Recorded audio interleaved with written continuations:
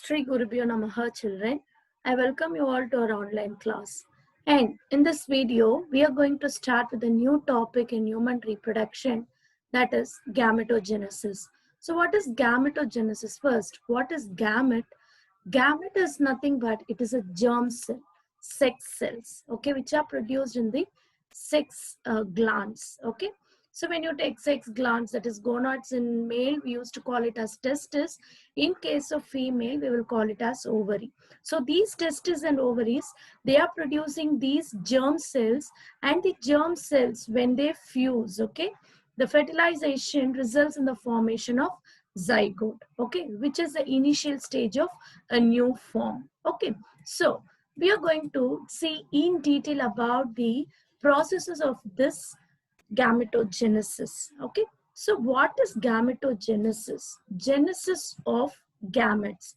What is genesis? Okay, it is nothing but the formation of something, okay. When it is newly forming, we used to call it as genesis. So genesis of gametes, we used to call it as our gametogenesis. And this gametogenesis, of course, okay, has male and female, they possess different kinds of sex organs. The process also differs slightly in male and female, okay. And so the process of formation of gametes in the gonads, we used to call it as gametogenesis, okay. Genesis of gametes, formation of gametes, okay.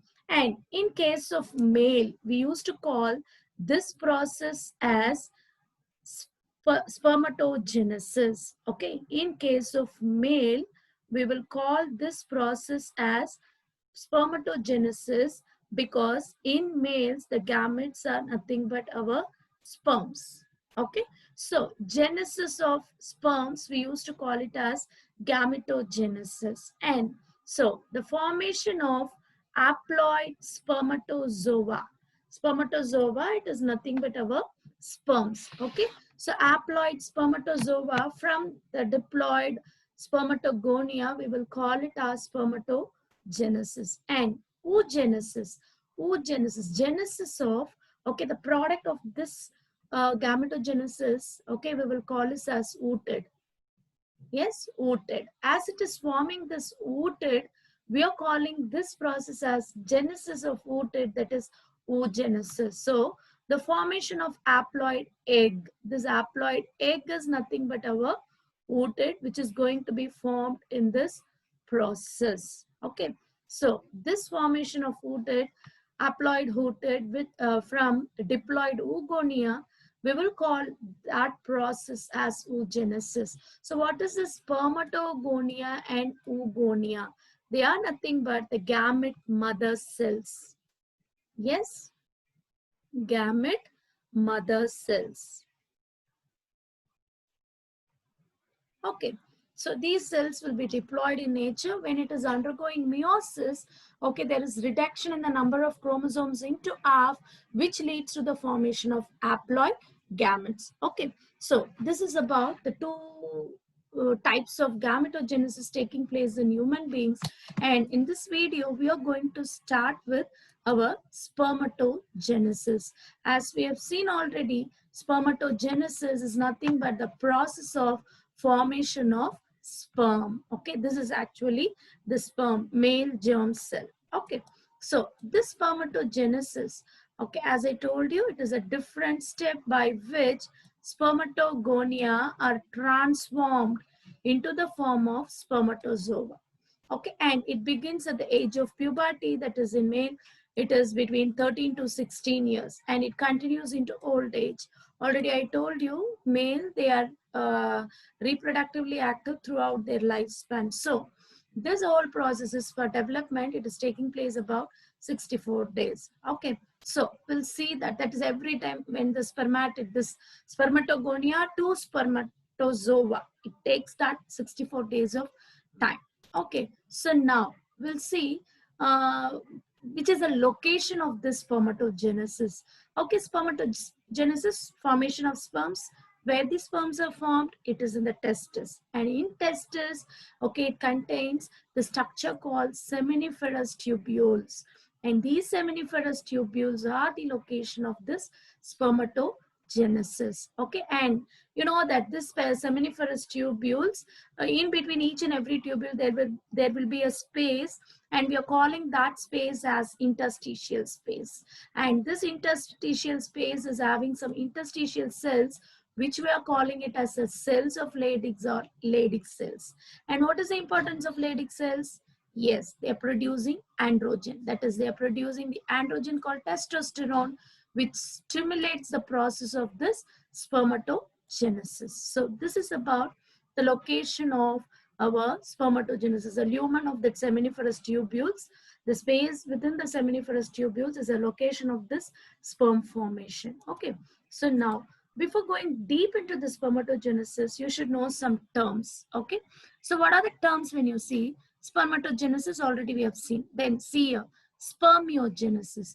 What is that spermiogenesis? When you see, the first step in this spermatogenesis is there is a formation of a structure called spermatids. So what is spermiogenesis? When you see, conversion of the spermatids into spermatozoa, that is our sperms. So this conversion of spermatid to spermatozoa, we will call it as spermiogenesis. Then what is permeation? Okay, usually students used to confuse with these two terms, spermiogenesis and spermiation. Be clear in that, children. Spermiogenesis is nothing but the conversion of spermatids into spermatozoa, whereas spermiation is a process of release of these formed spermatozoa into the lumen. Okay, that is, it is released once after the development within the seminiferous tubules. It is released from that lumen. That process, release of sperms, we will call it as spermiation. Then there is something called capacitation. Capacitation will be taking place in our sperms at the time of fertilization. Okay, so what is that capacitation? When you say final maturation of that spermatozoa. Okay, we'll see in detail about this capacitation under our fertilization process. So now we are going to see in detail about this spermatogenesis. Okay, so as I told you, this spermatogenesis is taking place in two steps. Okay, the first step is called formation of spermatids, and then formation of spermatozoa from this spermatid. Okay, so first there is a formation of spermatid, then these spermatids are converted into spermatozoa. Okay, so one by one we'll see. This formation of spermatid includes three steps. Okay, that is multiplication phase, growth phase, and then maturation phase. Yes, multiplication phase, growth phase, and maturation phase. This is actually forming. Okay, actually what happens here when you see the spermatogonia, okay, that is actually the mother cell. Spermatogonia is going to be developed into a structure called spermatid. Okay, spermatids. This is actually called formation of that first step, which involves all this three phases, that is multiplication phase, growth phase, and maturation phase.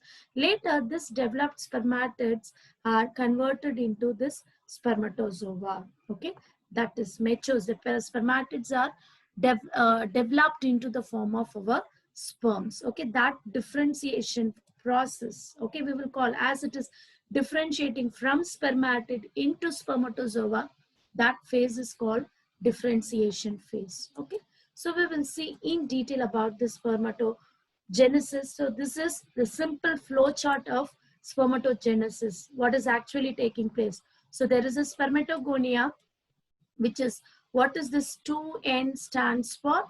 Okay, it is diploid, ploidy. Okay, that is diploid. What is diploid? That is nothing but the chromosomes are present in pairs. Okay, so these spermatogonia undergoes mitosis, and it forms the first structure called primary spermatocytes. And up to this primary spermatocyte, it is diploid in nature. Then this primary spermatocyte undergoes first meiotic division, which forms secondary spermatocyte. Then it undergoes second meiotic division, which forms spermatids, and these spermatids are differentiated into spermatozoa. This is the overall process of spermatogenesis. We'll see in detail about this process. Okay, so now this process, it is actually the process of spermatogenesis. See here children, so primordial germ cells, okay, in embryo, okay, that is primordial germ cells, okay, it will be there at embryonic stage itself, it will be developed in all our gonads, okay. So these primordial germ cells, okay, it is undergoing mitotic division, okay, before the what is that, before that particular male attending that age of puberty, these primordial germ cells will undergo mitotic division. And this mitotic division, okay, so what is the first phase we have called? It is multiplication phase, okay. So in that multiplication phase, this spermatogonial cells multiply with the help of this mitotic division. Actually here two types of spermatogonia formed, that is type A spermatogonia, and this is type B spermatogonia. Type A spermatogonia and type B spermatogonia. This type A spermatogonia, it is acting as a stem cell for the formation of, for the further production of spermatogonial cells, because males, okay, they are reproductively active throughout their lifespan. So enough amount of spermatogonial cells should be there, okay. So every time when spermatogonium undergoes this division, mitotic division, it is forming a group of spermatogonial cell which is acting as a stem cell, which are that is stem cell in the sense, again and again this type A spermatogonia undergoes mitotic division to form this primordial germ cells, okay. And then type B spermatogonia, it is acting as a precursor for sperms, okay, that is the structure from where the sperms are going to be produced. So see here, production of sperms occur in the testes, and first stage of spermatogenesis is mitotic cell division of primordial germ cells to produce spermatogonial cells, okay. And these spermatogonial cells, so this division, mitotic division, it is actually the first phase, which is called multiplication phase, okay. Then next what happens, this growth phase, okay. So growth phase, this type B spermatogonia undergoes, okay, there will be a cells called Sertoli cells in all seminiferous tubules, and those Sertoli cells we used to call it as nurse cells, which is nurturing this developing spermatogonial cells. So this type B spermatogonial cells takes nutrients from that Sertoli cells provided by that nurse cells, and it is undergoing the period of growth. And this phase is our second phase, which we are calling it as growth phase, okay. Then so now the this structure, okay, which undergoes this complete growth, we used to call that as primary spermatocyte. This spermatogonial cell, it is diploid in nature, as well as this primary spermatocytes also, they are diploid in nature, okay. Then next, okay, it is undergoing the next third phase, which is called maturation phase, okay. So in maturation phase, actually, see here, primary spermatocyte undergoes first meiotic division, and this first meiotic division results in two equal cells, okay. So this is actually equal division. Note it down. There is a difference in oogenesis in this process. So here, in case of spermatogenesis, this first meiosis is an equal division, which is producing two equal cells, that is similar cells, which we are calling them as a secondary spermatocytes. So as it is produced by meiosis, the ploidy is N, okay. It is not having pair of chromosome, it is having only one set of chromosome, half of the chromosome, okay. So the ploidy is haploid, okay. So secondary spermatocytes are formed by meiosis 1. Then immediately these secondary spermatocyte undergoes meiosis 2. And in this meiosis 2, each secondary spermatocyte divides and it is producing two cells. Okay, so totally, okay, there will be production of 4 cells, and these 4 cells are called spermatid cells. Okay, So the first step is over, formation of spermatids from spermatogonia. Okay. Then the next phase is formation of spermatozoa. This is actually spermatozoa, that is sperms from this spermatids. Okay, that is, we are calling it as differentiation phase. Okay, so differentiation phase, and in this differentiation phase, what happens? No, there will be some changes taking place in the spermatids. Okay, there will be formation of tail. Okay, then acrosome is formed, the head of that sperm is formed, and the nucleus of this cell condensed and is getting elongated to form this structure. This tip we used to call it as acrosome. So there is a development of this acrosome, and there is a development of this tail.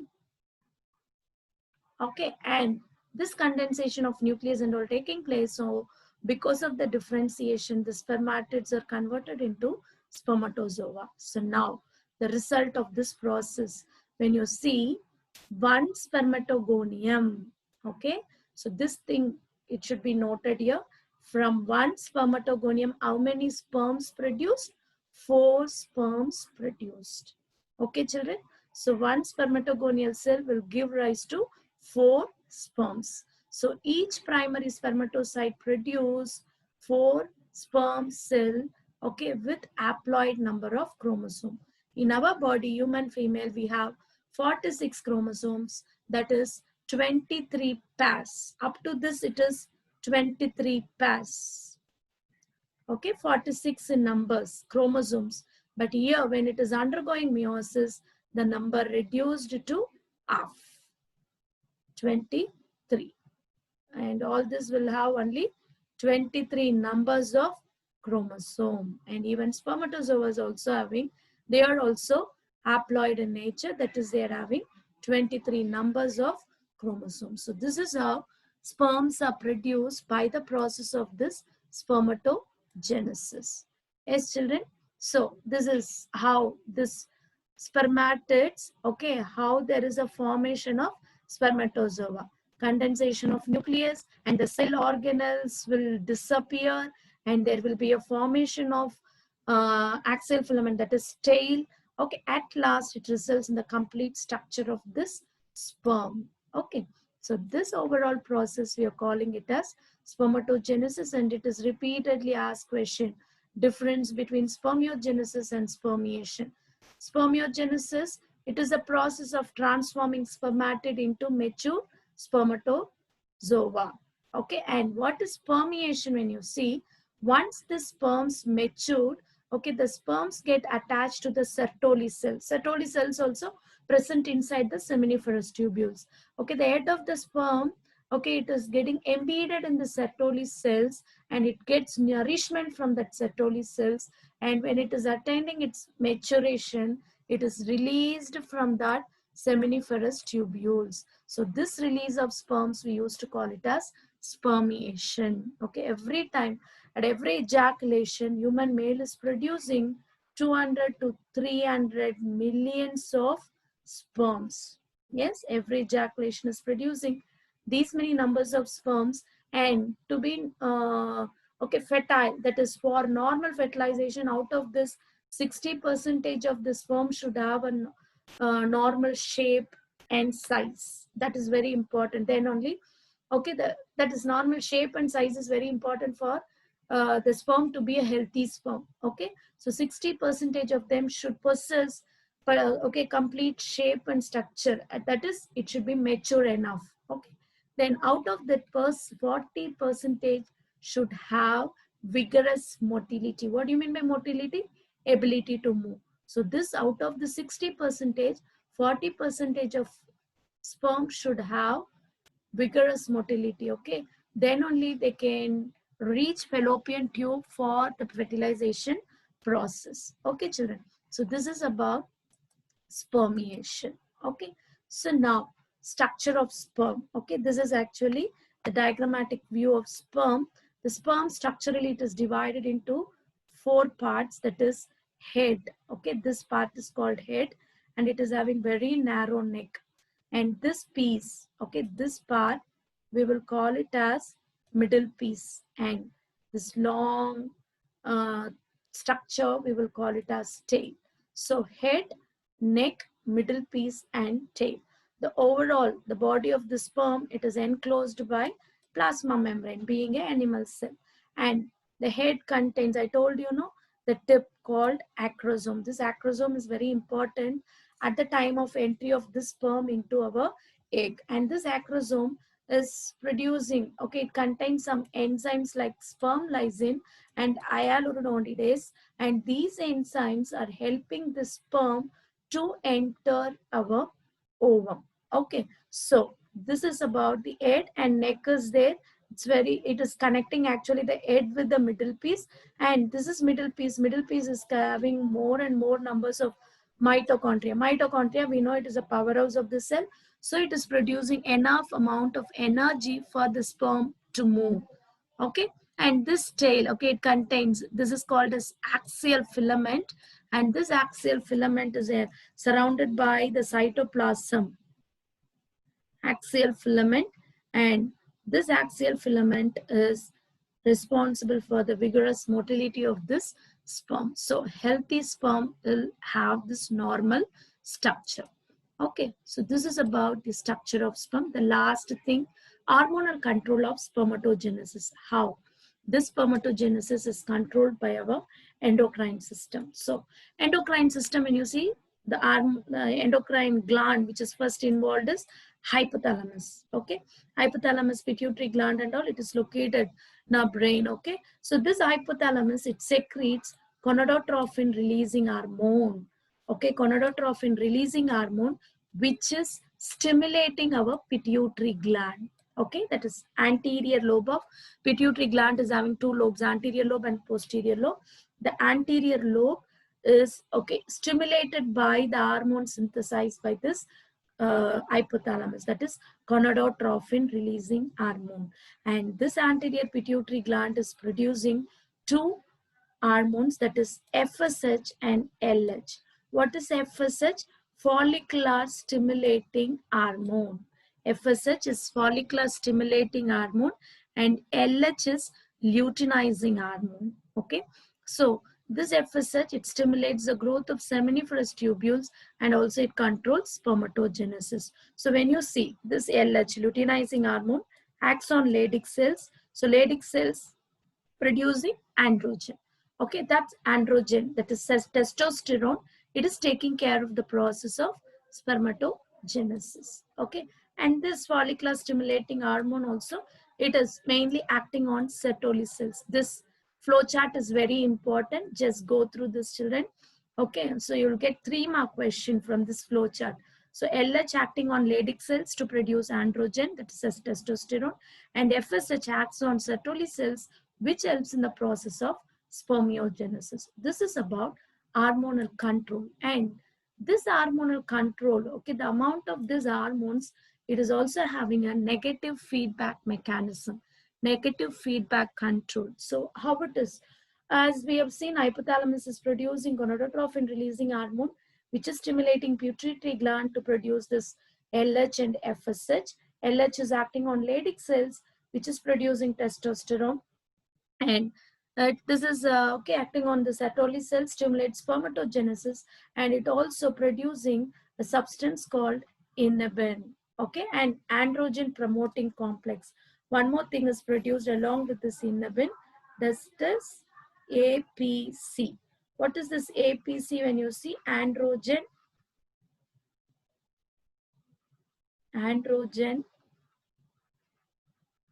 promoting complex. Okay, and this androgen promoting complex, it is actually helps in concentrating testosterone hormone. Okay, it is producing more and more amount of, inducing the production of more and more amount of testosterone. But this inhibin, okay, see, it is inhibiting the release of this GnRH from hypothalamus.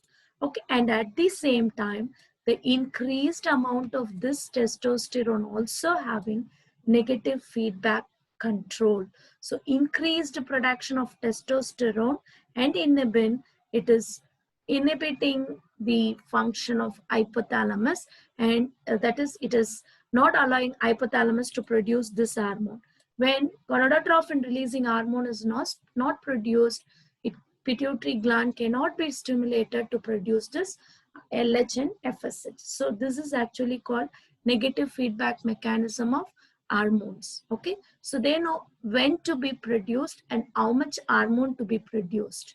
Okay, that control is provided by this process. So this is about the complete process of spermatogenesis.